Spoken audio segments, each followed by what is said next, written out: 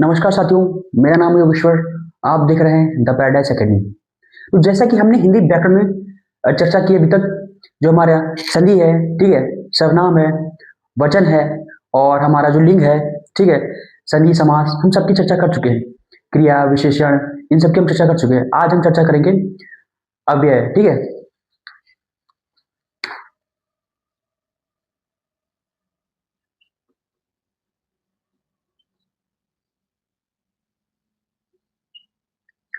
ये अव्यय होता क्या है? अव्यय साधारणतः ऐसे समझ लीजिए कि, चलिए मैं आपको एग्जाम्पल से समझाता हूँ।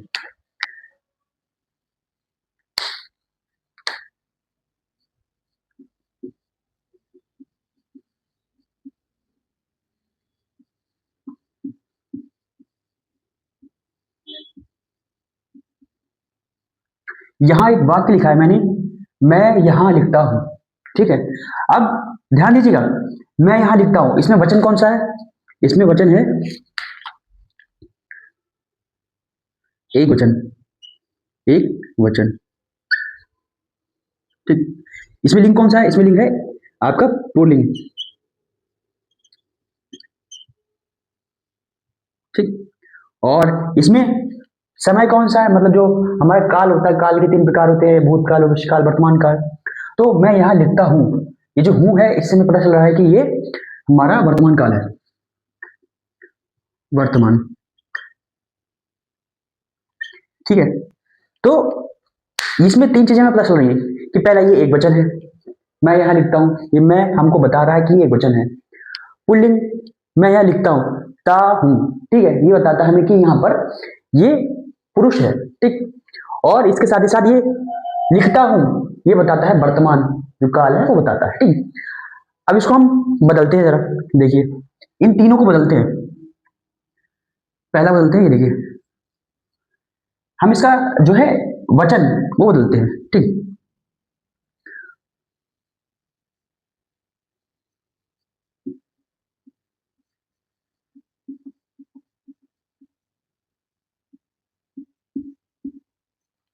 हम यहाँ लिखते हैं, इसका वचन चेंज हो गया, अब ये बहुवचन हो गया, ठीक। बदला कौन कौन सा है? ये बदला, ठीक, ये बदला और ये बदला, ठीक। ध्यान रखिएगा, हमने इसका वचन चेंज कर दिया है, ठीक। वचन हमने इसका चेंज कर दिया। अब हम लिंग की बात करते हैं, हम इसका लिंग बदलते हैं, ठीक है।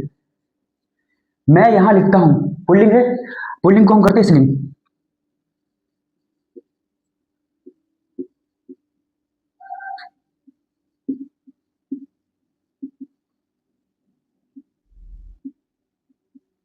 मैं यहाँ लिखती हूँ, स्त्रीलिंग हो गया। बदला क्या क्या? फिर वही चीज, इसमें मैं बदला है, ठीक है, नहीं मैं ठीक है, मैं वैसा ही है, ये देखिए, ये बदला है, ये बदला है। तो इससे पुल्लिंग हमारा स्त्रीलिंग बन गया, ठीक। अब हम इसका काल बदलते हैं, ठीक। अब देखिए, इसका जो काल है वो हम बदलेंगे, ठीक है, इस सेंटेंस का हमारा, मैं यहाँ लिखता हूँ। अब मैं यहाँ लिखता हूँ, ये वर्तमान है, हम इसको बदलते हैं भूतकाल में, ठीक है। मैं यहाँ लिखता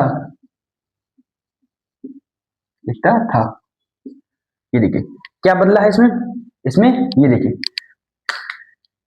ये बदला, ये वाला, ठीक। अब यहां पर हम समझेंगे कि इसकी परिभाषा, मैंने जो एग्जांपल आपको दिए हैं, ये एग्जांपल इसकी परिभाषा है, कैसे समझे। अव्यय क्या होता है? ये जो मैंने आपको 3 सेंटेंस यहां पर बताए हैं, इन तीनों में क्या था? पहले जो सेंटेंस था उसमें हमारा पता चलता है कि ये साधारण वाक्य है, लेकिन इसमें हमें पता चलता है कि ये एक वचन है, ठीक। इसमें पुल्लिंग है, मैं यहाँ लिखता हूँ, मैं, ये लड़का है, ठीक। और यहाँ पर एक वचन है, मैं अकेला एक वचन होता है। वर्तमान काल, मैं यहाँ लिखता हूँ, ता हूँ, वर्तमान हो गया। अब यहां पर आप देखिए, जब मैंने इनका वचन बदला, बहुवचन हो गया, हमने इसका पुल्लिंग बदला, लिखती है हो गया, ठीक है। वर्तमान से हमने इसका काल बदला, ठीक है, भूतकाल कर दिया, लिखता था। अब एक चीज इसमें समझिए, अगर आपने ऑब्जर्व किया थोड़ा सा भी तो आप इसको समझ गए। कुछ ऐसा है यहां जो बदला ही नहीं, ऐसा कुछ है जो तीनों वाक्यों में बदला ही नहीं, ये सब कुछ बदला, ठीक है, मैं से हमने हम कर दिया, ठीक, बदला। यानी इसकी परिभाषा ये बनती है कि वो शब्द जो काल, ठीक, और वचन और लिंग के आधार पर कभी बदलते नहीं है, उन्हें हम अव्यय कहते हैं। समझे आप?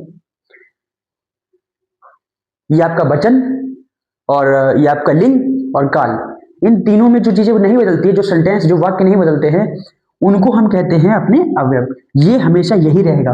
आप कुछ भी कर लो, इसका बहुवचन कर लो, आप इसका स्त्रीलिंग से पुल्लिंग कर लो, पुल्लिंग से स्त्रीलिंग कर लो, वर्तमान, भूतकाल, भविष्यकाल, कुछ भी कर लो, ये यही रहेगा।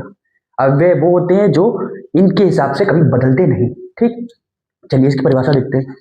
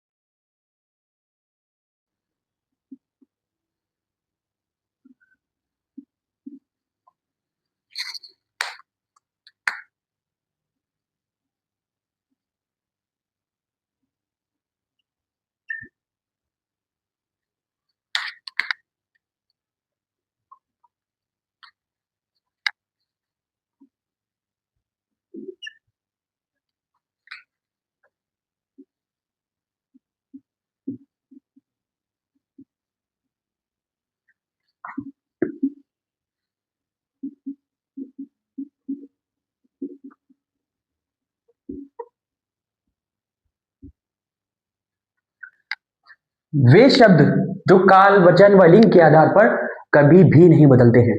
ठीक है, ये इसकी परिभाषा है। ठीक है, अब इसके जो है कुछ प्रकार भी होते हैं। ठीक है, उन प्रकार को हम जान लेते हैं। ठीक है, चलिए।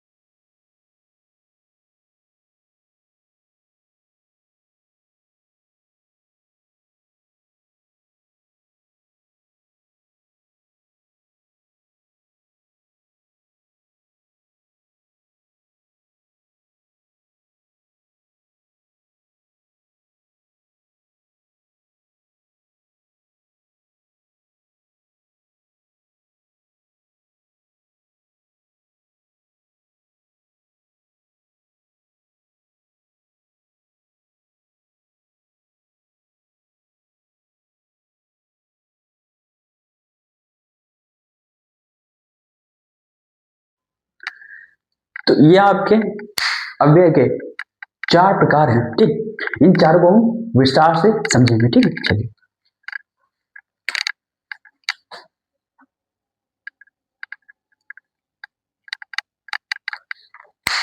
पहला हमारा था क्रिया विशेषण।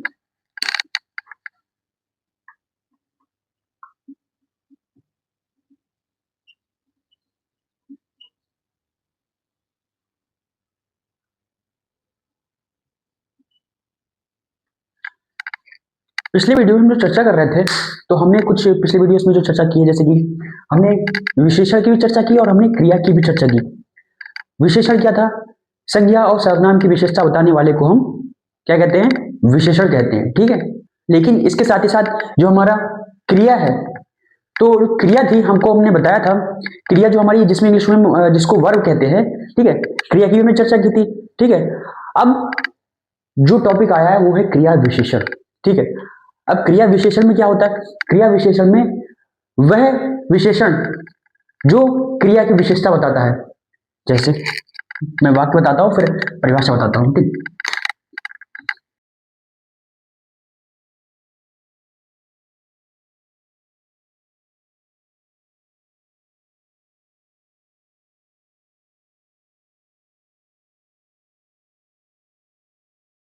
ये देखिए, वह धीरे धीरे लिखता है। अब एक साधारण वाक्य ये है कि वह लिखता है, क्या करता है, वह लिखता है। ठीक है, इसमें आपकी क्रिया क्या है, लिखता है, लिखना, राइट, लिखना आपकी क्रिया है। लेकिन लिखना कैसा लिखना, तेज लिखना, धीरे लिखना, ठीक है, ये इसकी विशेषता बता रहा है। ये धीरे धीरे, ये जो धीरे धीरे है, ये इसकी विशेषता है। ठीक है, जैसे वह तेज तेज दौड़ता है, दौड़ना लेकिन तेज तेज। ठीक है, तो ये जो होता है ना आपका, ये क्रिया है और ये उसकी विशेषता है। तो क्रिया की विशेषता बताने वाले शब्दों को हम क्या कहते हैं, क्रिया विशेषण कहते हैं। ठीक है, चलिए इसकी परिभाषा देखते हैं। परिभाषा देखनी पड़ेगी क्या, समझ जाइए इतना, क्रिया की विशेषता बताने वाले को क्रिया विशेषण कहते हैं। ठीक है,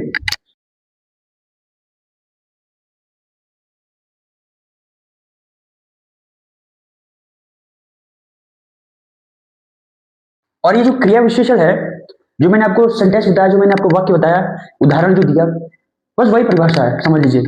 क्रिया की विशेषता बताने वाले शब्द को क्रिया का विशेषण कहते हैं। ठीक है, और संज्ञा सर्वनाम की विशेषता बताने वाले को साधारण विशेषण कहते हैं। तो अब हम इसके जो प्रकार होते हैं, क्रिया विशेषण के भी कुछ प्रकार होते हैं, हम उन पर चर्चा कर लेते हैं। इसके जो प्रकार होते हैं,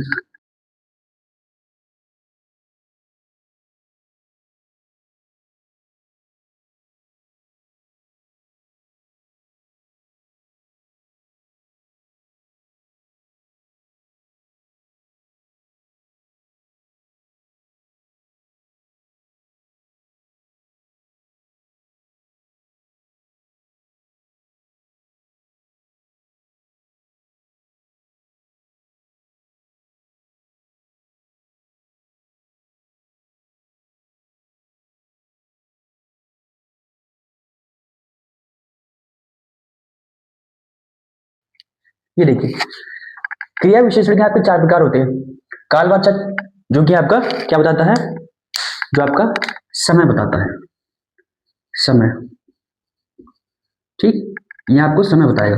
जिस भी वाक्य में आपको क्रिया विशेषण में, ठीक है, पहले आप क्रिया चेक करेंगे कि क्रिया है कि नहीं, फिर क्रिया की अगर कोई विशेषता बता रहा है तो क्रिया विशेषण हो गया, पहला आपने बचा लिया। फिर अगर उसमें समय बता रहा है कि वह 2 बजे धीरे धीरे दौड़ रहा था, इसमें कालवाचक आपका आ गया, कालवाचक क्रिया विशेषण। ठीक है, स्थानवाचक, स्थानवाचक में जगह, वह स्कूल के मैदान में धीरे धीरे दौड़ रहा था, स्थान आ गया स्कूल के मैदान में। ठीक, परिमाणवाचक, इसमें होता है आपका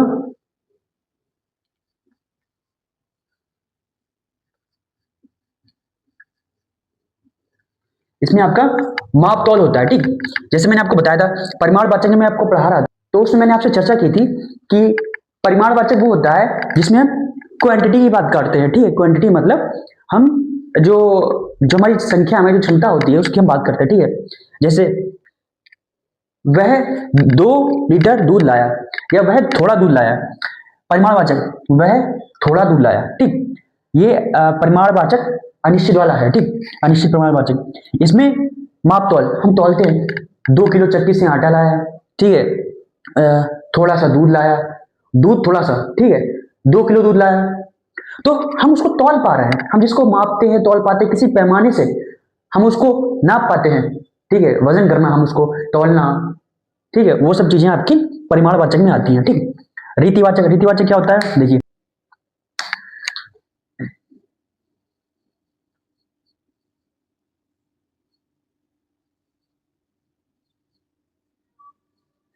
प्रकार या ढंग।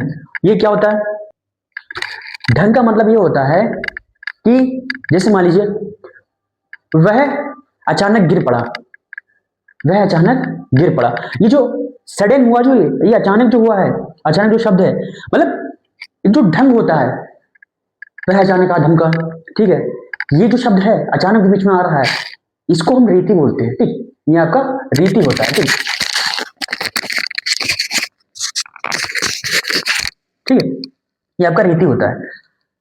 इनके मैं आपको एक एक वाक्य बता दूं, चलिए एक एक बता ही दे रहा हूं, यहाँ पे लिख दे रहा हूं। ठीक है, उदाहरण, उदाहरण यहां पर तो आ नहीं पाएगा, यहाँ पर तो आ नहीं पाएगा, चलिए मैं इसको मिटा के आपको लिख दे रहा हूँ। ठीक है, क्रिया विशेषण आप देख लीजिए, कालवाचक, स्थानवाचक, परिमाणवाचक, रीतिवाचक। कालवाचक में समय पता चलता है, स्थानवाचक में जगह पता चलती है, परिमाणवाचक में माप या तौल, और रीतिवाचक में आपका प्रकार या ढंग, किस प्रकार का वो व्यक्ति है। ठीक,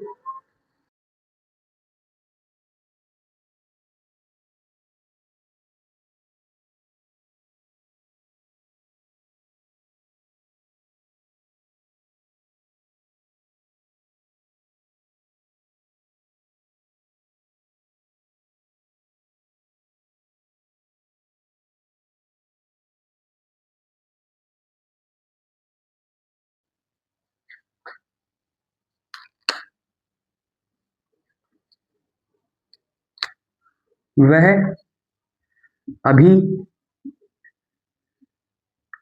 आया।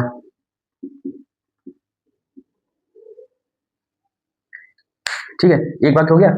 दूसरा देखिए,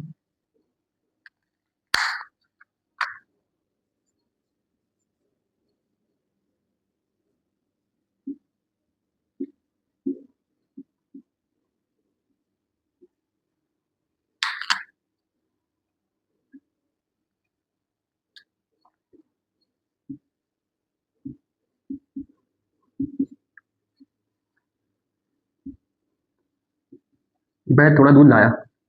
ठीक है, नंबर 4,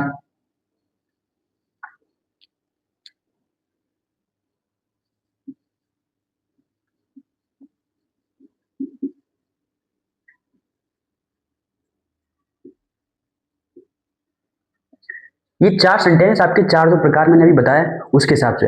अब इसमें छाटिए, इसको परखिए। ठीक है, हम इसमें समझते हैं कि कौन सा वाक्य किसका है। ये देखिए, वह अभी आया। अभी आया का मतलब इसमें क्या जगह पता चल रही है? क्या इसमें हमें जो परिमाण है उसका पता चल रहा है, या हमें इसमें जो ढंग है वो पता चल रहा है? नहीं, हमें इसमें पता चलता है अभी। अभी जो है समय, ये क्या है? समय, ये आपका समय। ठीक, तुम नीचे जाओ, तुम ऊपर जाओ, तुम नीचे जाओ, जगह है ना। नीचे जाना समय तो नहीं है कि नीचे एक समय है उस समय में जाओ तुम। ठीक, ना ही जो नीचे जो है वो परिमाण है जिसको नापा तोला जा सकता है वो कोई। ठीक है, और ना ही ये ढंग है। तो ये क्या है? ये नीचे जाना जगह है। ठीक, वह थोड़ा दूध लाया। वह थोड़ा दूध लाया, दूध क्या समय? वो थोड़ा जो है, ये थोड़ा है आपका, ये क्या समय है? नहीं, जगह है? नहीं, ढंग? नहीं। तो क्या बचा ये आपका? ये आपका परिमाण, माप तौल, माप तौल। ठीक, परिमाण है आपका। वह अचानक आ गया, एक ही बचा हमारा ढंग। ठीक, ये अचानक सडन जो हुआ है ये ढंग है, ढंग। ठीक है, तो ये आपके आपके कालवाचक, स्थानवाचक, ठीक, ये परिमाणवाचक, और आपका रीतिवाचक जो क्रिया विशेषण है, इन चारों प्रकार के बारे में डिस्कशन कर लिया। अगर अभी भी आपको कोई डाउट है, कोई समस्या आ रही है, आप कमेंट कीजिए। ठीक है, बेझिझक पूछिए, कोई दिक्कत नहीं।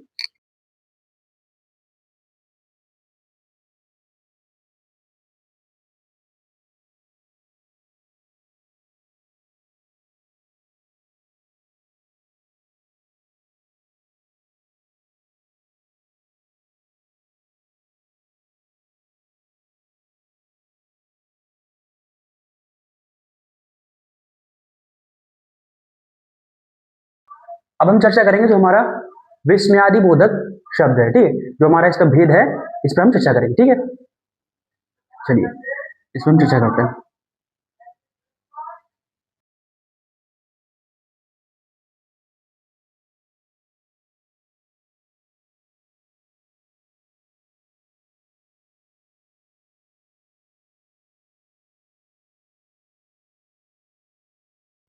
ठीक है, विस्मयादि बोधक क्या होता है समझिए। विस्मयादि बोधक जैसे कि हमारा जो, जिसको हम इंग्लिश में कहते हैं साइन ऑफ एक्सक्लेमेशन, एक्सक्लेमेटरी जो सेंटेंस होते हैं उनको हम बोलते हैं विस्मयादि बोधक हिंदी में। ठीक है, तो जो इसकी पहचान क्या होती है? पहले तो देखिए, इसका जो पहचान होती है, पहचान, पहचान वो ये है, देखिए।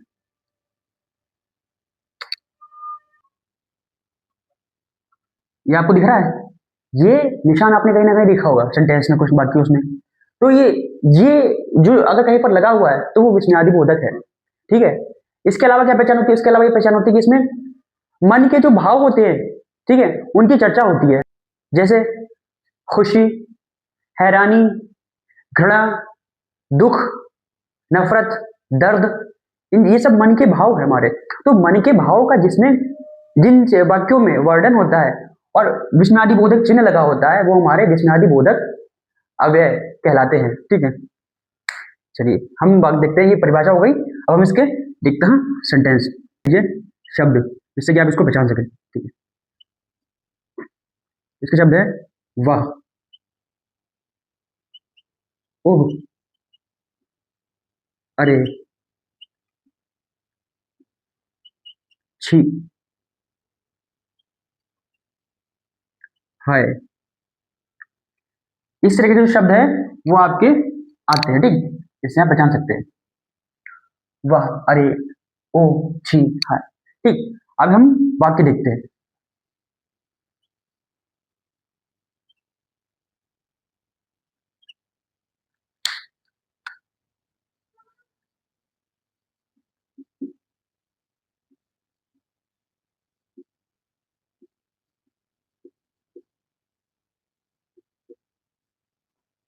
छी, कितना गंदा कमरा है, छी, कितना गंदा कमरा। मन में मतलब उस कमरे को देखकर मन में एक भाव पैदा हुआ, ठीक है, हीनता का भाव, वो छी, ये अपने आप निकला। तो ये एक्सप्रेशंस के साथ निकलता है, ठीक है। तो ये देखिए, और सॉरी, ये लगाना भूल गया मैं आपको, ये देखिए, ये लगा हुआ है, छी, कितना गंदा कमरा। इसको बोलने के बाद, ये जो विस्मयादि बोधक शब्द होते हैं, इनको बोलने के बाद थोड़ा सा बीच में पॉज होता है, छी, कितना गंदा कमरा है, छी, कितना गंदा कमरा है, बीच में पॉज आ रहा है, थोड़ा सा ठहराव आ रहा है, ठीक है। चलिए एक और देखिए।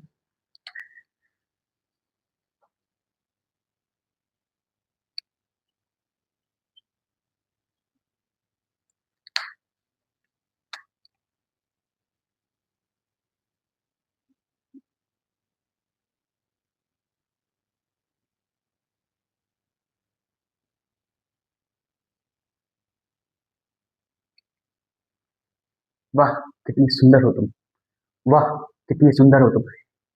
ध्यान दीजिए, वाह, कितनी सुंदर हो तुम, बीच में पॉज आ रहा है, उसमें ठहराव आ रहा है इस शब्द के बाद। हमने इसको पहचाना कैसे, ये देखिए, वाह आ रहा है और ये विस्मयादि बोधक चिन्ह आ रहा है, तो इसका कितनी सुंदर हो तुम, सुंदर स्त्री या सुंदर लड़की को देखकर मन में भी भाव पैदा हुआ, वाह, कितनी सुंदर। जो फीलिंग्स के साथ होता है हमारे मन में, जो फीलिंग पैदा होती है मन में, जो भाव पैदा होता है हमारे मन में, उनको हम कहते हैं विस्मयादि बोधक, ठीक। ये हो गया आपका। कोई दिक्कत है इसमें समझने में? अब जैसे, अरे, वो तो गिर गया, अरे, वो तो गिर गया, और हाय, मैं तो फेल हो गया, हाय, मैं तो फेल हो गया।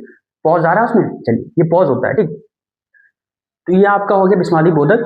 अब हम चर्चा करेंगे जो आपका तीसरा जो है अव्यय निपात, ठीक है, इस पर हम चर्चा करेंगे, ठीक है। चलिए,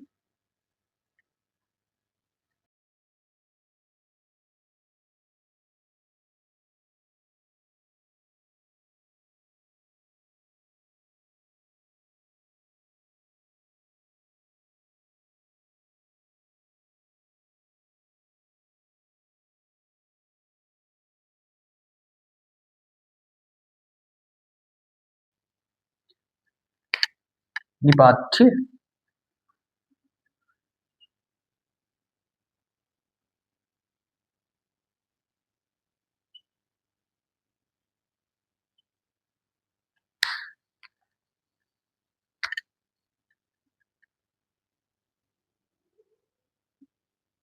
वाक्य में विशेष प्रकार का बल, बल देने वाले वाले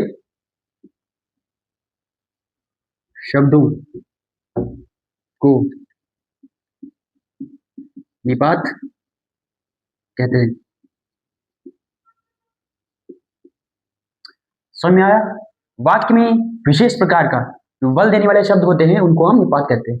जैसे जैसे कुछ शब्द होते हैं, मैं ये लिख ही दे रहा हूँ आपको, ठीक है। शब्द,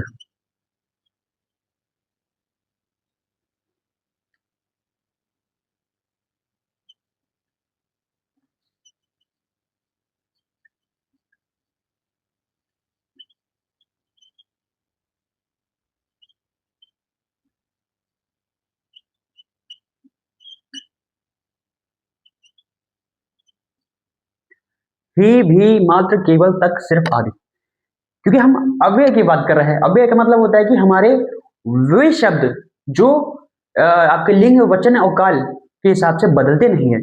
तो जब हम जो बल देने की बात कर रहे हैं तो बल देने वाले और भी शब्द होते हैं, लेकिन हम उनकी बात करेंगे जो काल वचन और लिंग के हिसाब से बदलते नहीं है। तो वो ये शब्द है, ही भी मात्र केवल तक सिर्फ आदि। जैसे पहला वाक्य देखें,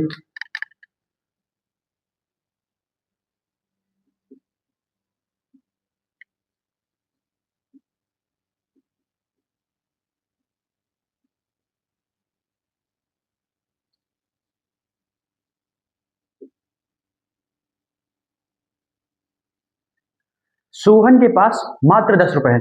10 रुपए, लेकिन हम 10 रुपए पे जोर दे रहे हैं, हम उसमें एक अलग प्रकार का बल दे रहे हैं 10 रुपए पे। तो इसमें लिखा हुआ है ना कि विशेष विशेष प्रकार का बल देने वाले शब्दों को निपात कहते हैं।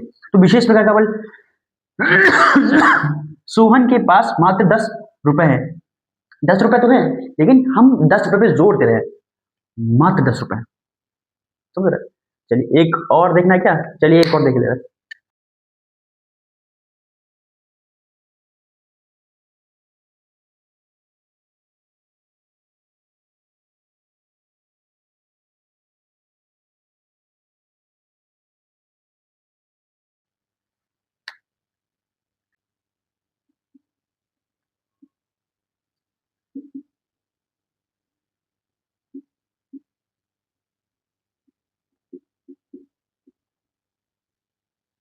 राधा भी हंस रही है।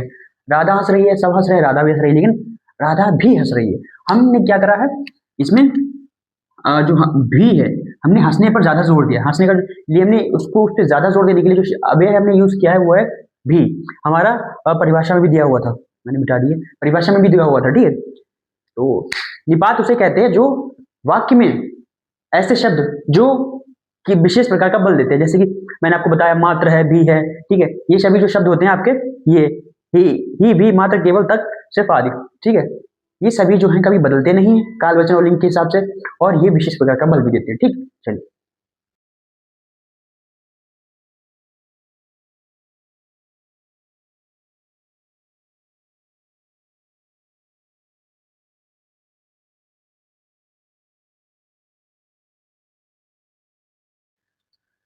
अब हम चर्चा करेंगे जो हमारा अव्यय के भेद है, सबसे अंतिम क्रिया विशेषण, विस्मयादि बोधक, निपात पे हम चर्चा कर चुके हैं। अब हमारा बचा है संबंध बोधक, ठीक है। इसको आप अंग्रेजी में बोलते हैं प्रीपोजिशन, ठीक है।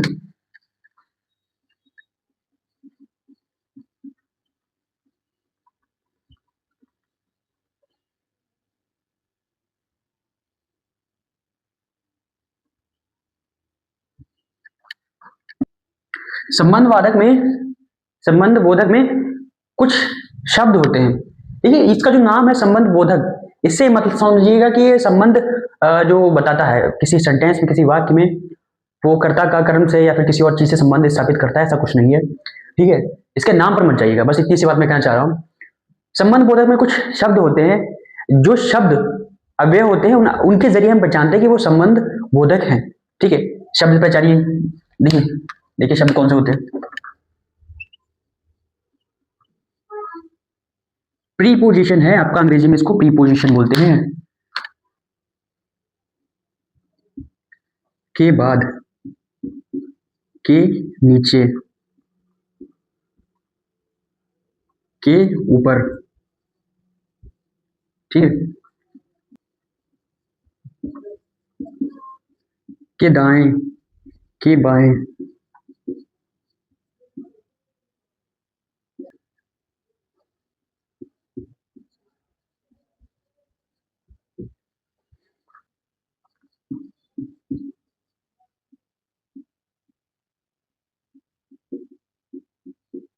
ये कुछ शब्द हैं जो संबंध बोधक जो वाक्य होते हैं आपके उनमें प्रयोग होते हैं। तो इनके जरिए आप पहचान सकते हैं कि वो संबंध बोधक अव्यय है, ठीक है।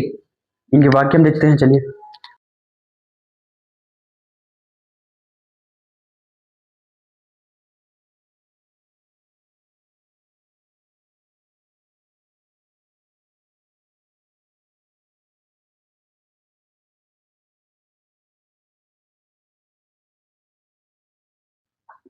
जंगल के पीछे नदी बहती है। इसमें हमारा जो संबंध बोधक जो शब्द है वो आ गया, के पीछे। ठीक है, इसी के ऊपर देखिए और, ठीक है,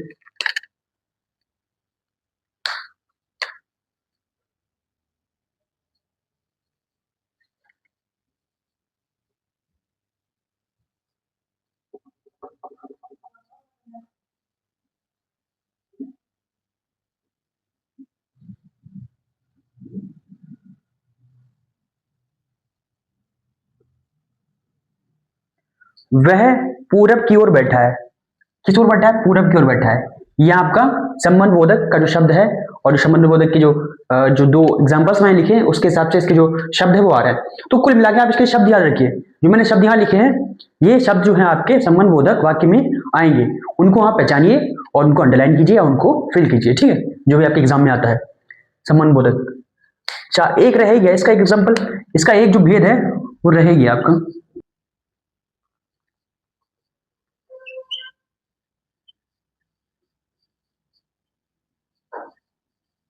समुच्चय बोधक। ये आपका रह गया था। ठीक, समुच्चय बोधक, इस पर हम चर्चा कर लेते हैं। ठीक है, पता नहीं कैसे छूट गया ये।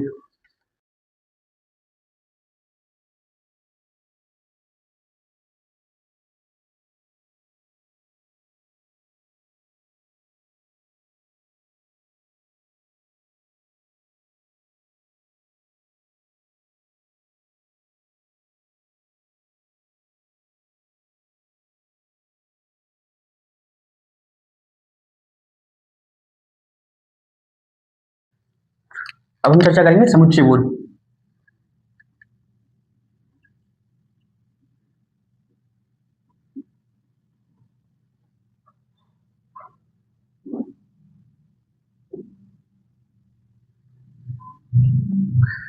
ये आपका समुच्चय बोधक। ठीक है, इसके भी दो प्रकार होते हैं। ठीक है, समुच्चय बोधक के दो प्रकार होते हैं, उन प्रकार के हिसाब से हम उनके वाक्य देखेंगे। ठीक, इसके दो प्रकार होते हैं।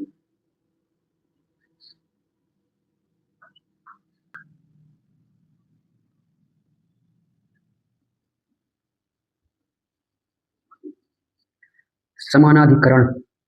ठीक, ये आपका समानाधिकरण पहला है। ठीक, दूसरा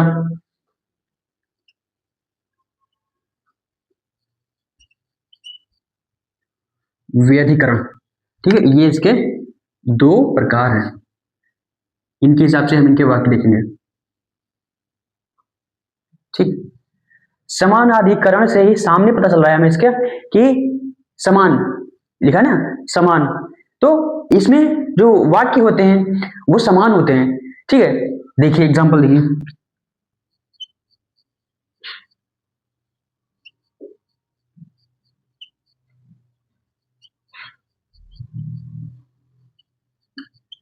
वाक्य समान होते हैं। ठीक, वाक्य समान होते हैं।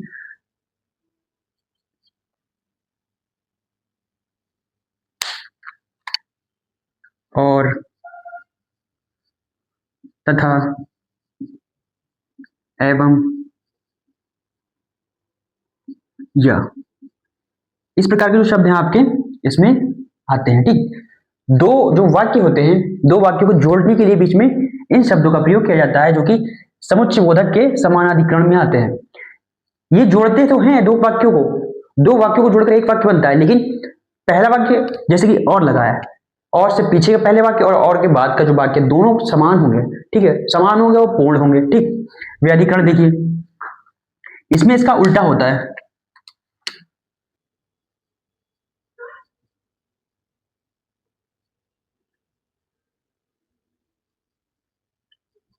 वाक्य समान ना होना।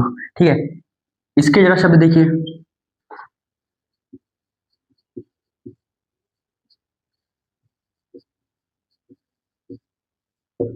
यद्यपि, क्योंकि, ताकि और कि आदि।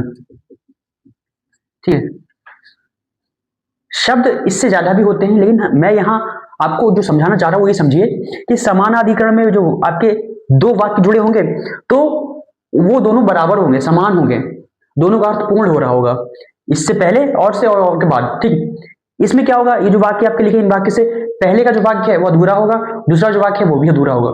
ठीक है, दोनों समान रूप से बटे नहीं होते हैं। ठीक है, एक अधूरा एक पूरा, दोनों अधूरे हो सकते हैं। ठीक है, ये रहता है, इनमें समान नहीं होते हैं। तो अब हम इसके देखते हैं वाक्य। सोहन बाजार गया है और रमा खाना बना रही है, बना रही है। देखिए समझ में आ रहा है इसमें, देखिए जरा।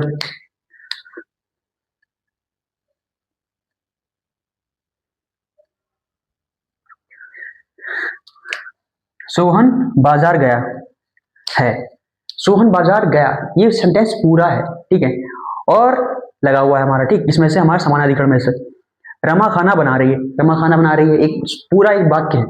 ठीक है, दो वाक्यों को जोड़ने के लिए यहां पर प्रयोग हुआ है और से पहले वाक्य पूरा है और इससे जो वाक्य जो दूसरा है वो भी पूरा है। तो क्या कह रहा है, वाक्य समान होते हैं। ठीक है, दोनों वाक्य समान है, दो वाक्य समान वाक्यों को जोड़ता है। ठीक है, वो कहलाता है समानाधिकरण। व्याधिकरण इसका उल्टा, वाक्य समान नहीं होते दोनों, इसमें ये शब्द लगते हैं। इसका हम सेंटेंस देखते हैं। यहां नहीं पाएगा, मैं ऊपर लिखे दे रहा हूं, इधर लिखे दे रहा हूं मैं। ठीक है, इधर लिखे दे रहा हूं, ये आपका इसका है। ठीक है, इसका ध्यान रखिएगा। उसने बता दिया था, दिया था, ताकि ताकि राधा नाराज ना हो।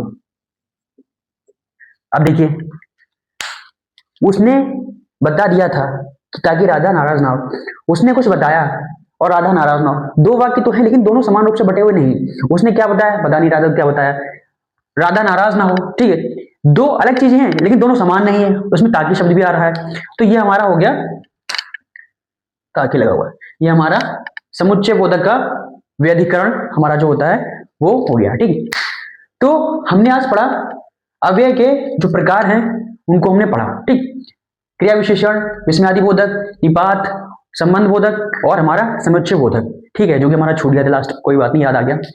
तो ये हमने आज इसके 5 प्रकार पढ़े हैं और मैंने पूरी कोशिश कर ली आपको समझाने में। अगर मुझसे कहीं कुछ छूट गया तो आप बताइए, और अगर आपका कोई सवाल है तो वो भी आप कमेंट कीजिए, बेझिझक पूछिए। ठीक है, अगर आप पूछेंगे नहीं तो आपको पता नहीं चलेगा। हम ऑनलाइन पढ़ रहे हैं, मैं आपको पढ़ा रहा हूं, आप पढ़ रहे हैं, तो मुझे नहीं पता चलेगा जब तक आप बताएंगे नहीं कि आपको क्या समस्या है। आप बताएंगे तो ही मैं उसका निदान कर पाऊंगा, उसका मैं आपको उपाय दे पाऊंगा। ठीक है, और अगर इसमें कुछ भी आपको ना समझ आया हो तो आप कमेंट करिए। ठीक है, और आज के लिए इतना ही, कल फिर मिलते हैं एक और वीडियो के साथ। ठीक है, चलिए आज के लिए इतना ही। ठीक है।